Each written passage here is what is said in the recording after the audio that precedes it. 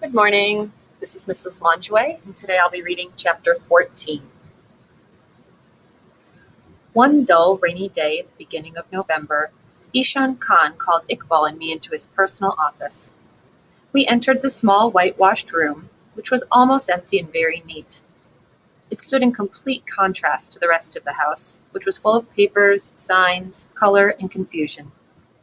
Here was a desk under neat piles of paper, a telephone, a chair that didn't look very comfortable, makings for tea, and a strong smell of tobacco. Ishan Khan was walking impatiently back and forth, his eyes shining. He was holding a big, brightly colored ball. We had already seen it a few times, and we thought, oh no, another geography lesson. Ishan Khan spun the ball and showed us a big area colored yellow.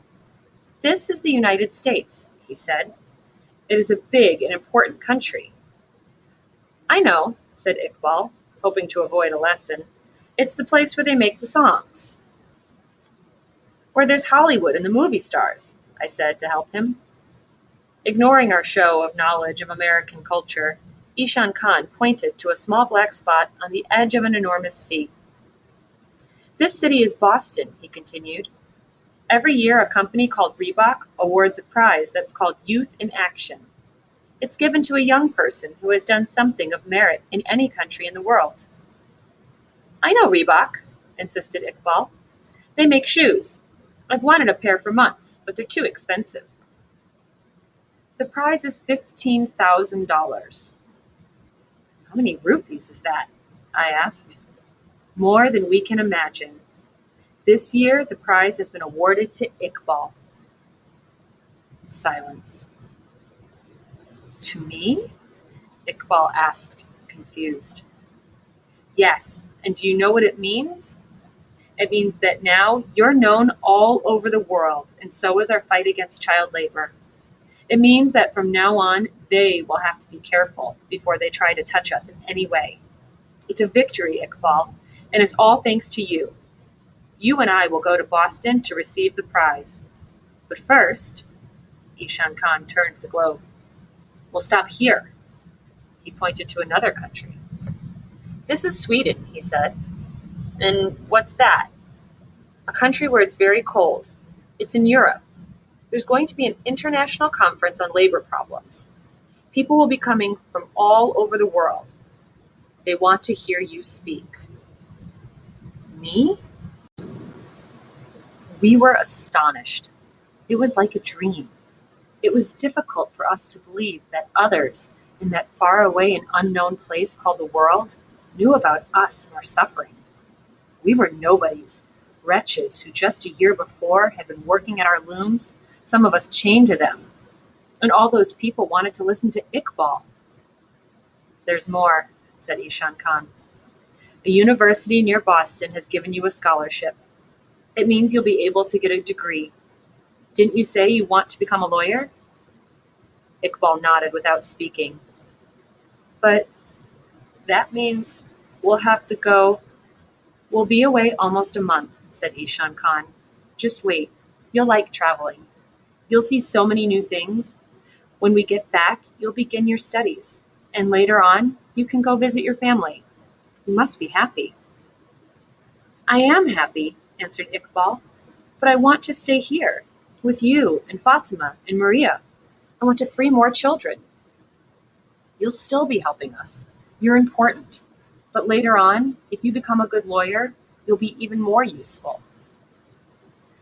Today, there's good news for Fatima, too. We found your village and your family. You'll be going home. My heart jumped. Home. I could hardly remember it. And my mother? And my brothers and sisters? Suddenly I wanted to cry, but I felt silly. Why should I want to cry at good news? I was about to return home, free. Iqbal was going to receive a rightful reward for what he had done. Everything was going well. Whoever could have foreseen all this when we were working like slaves for Hussein? I did cry, and it was because I was so happy. The next 2 weeks just flew by. The big pink house boiled over with activity, everyone running from one end to the other, getting things ready for the journey.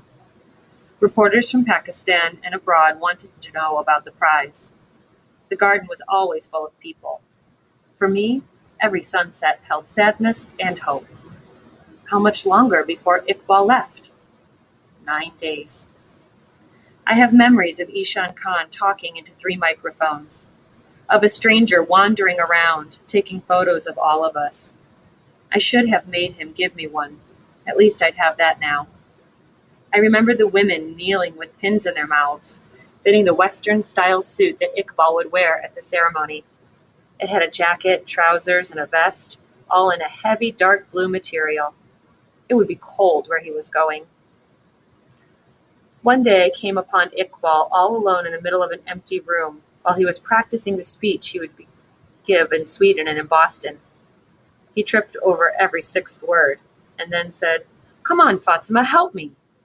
So I took the written speech and, reading a little slowly, gave him the right cues. Every day in Pakistan, 7 million children get up in the dark before dawn. They work all day through evening. They make rugs, they make bricks, they work the fields, they go down into the mines. They don't play or run or shout. They never laugh. They're slaves and they wear chains on their feet. So long as there's a child in this world who is deprived of his childhood, a child who is beaten, violated, or exploited, nobody can say, "It's not my business." That's not true. It's your business too. And it's not true that there's no hope. Look at me. I had hope. You, ladies and gentlemen, you must have courage. How much longer before he left? 6 days. In a rare afternoon of quiet, Ishan Khan's wife took me in her arms and said, "Poor little girl." Then she explained that my mother was dead, and that now my brother Ahmed was the head of the family. He was impatient to see me, because he had plans to go far away, to try his luck in Europe. He wanted to take me and my little brother Hassam with him. I was going to my family after Iqbal's departure. Maria promised to keep me informed about everything that went on. Before I left for a foreign country, I'd come back to headquarters to say goodbye. The last night Iqbal and I were together, we got up and met in the big room, where we talked and talked, just as we used to in Hussein's workshop.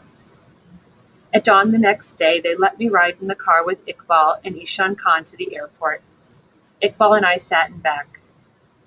From a terrace, I watched them board the plane. They waved from so far away. With a loud roar, the plane took off and flew higher and higher through the sky.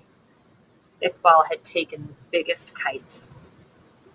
My heart was beating very fast. Something was wringing my heart and soul. The plane disappeared beyond the horizon.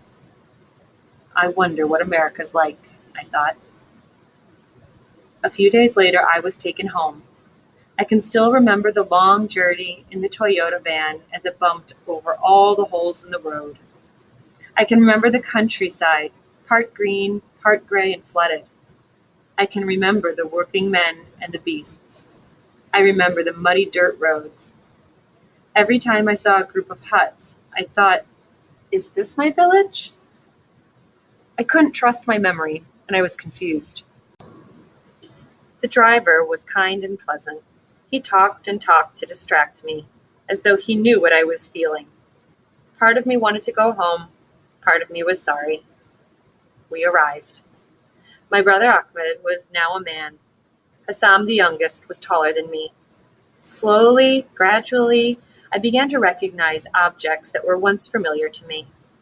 I found my way to the well instinctively. I had gone there so many times in the past, trying to balance a jug on my head. Even the buffalo looked the same, only a little older. I cleaned, I cooked, I helped in the fields, just like my mother had done. I didn't know anything about my brother's plans, and I wasn't interested. The days and weeks passed. In the country, they seemed much longer. I finally received a letter from Maria. I ran to read it outside. She wrote, "Here everything's going well. She said that Ishan Khan had telephoned, once from Sweden, twice from America. Maria had spoken to Iqbal, who was fine. He told her all about the speech he had given in a big city called Stockholm. He hadn't tripped up once. In fact, all those well-dressed people had stood up and applauded him. They had welcomed him warmly in America, too. In Boston, everybody wanted to meet him, and when they gave him his prize, some ladies cried. The only thing he complained about was his new shoes. They hurt his feet. He sent his love to me. They were about to return. School would resume, and later on, Iqbal would go to visit his family for Easter. He hoped I was well and wanted to know what my village was like. She would write again. Kisses, Maria.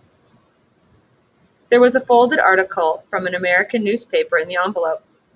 Naturally, I couldn't read it, but in several places I could see the name Iqbal, and there was also a photograph of him. I looked at it for a long time, even if it was dark and smudgy. Time passed. With a piece of chalk, I made marks on the wall in a corner to keep count. 2 weeks, a month, 3, then 4. Winter passed and the spring rains began. I stopped counting. The lame man who came to distribute and collect mail every 10 days wasn't to be seen. "We'll be leaving soon," my brother Ahmed said. When I finished my work, I would sit in the doorway and look out toward the path that led to the village. They've forgotten me, I thought.